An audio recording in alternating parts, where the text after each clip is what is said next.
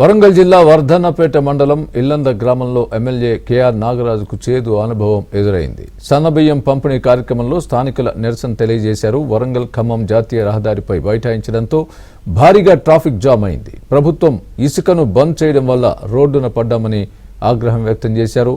ఇసుక రవాణాపై ఆధారపడిన ట్రాక్టర్ డ్రైవర్లు, ఓనర్లు, కూలీలు తినడానికి తిండి లేక అల్లాడిపోతున్నారని ఆవేదన వ్యక్తం చేశారు.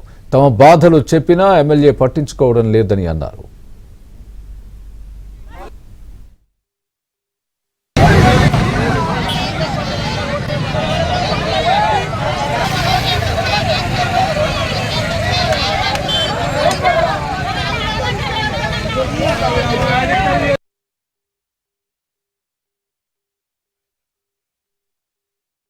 వరంగల్ ఖమ్మం జాతీయ రహదారిపై బైఠాయించడంతో భారీగా ట్రాఫిక్ జామ్ అయింది. ప్రభుత్వం ఇసుకను బంద్ చేయడం వల్ల రోడ్డున పడ్డామని ఆగ్రహం వ్యక్తం చేశారు.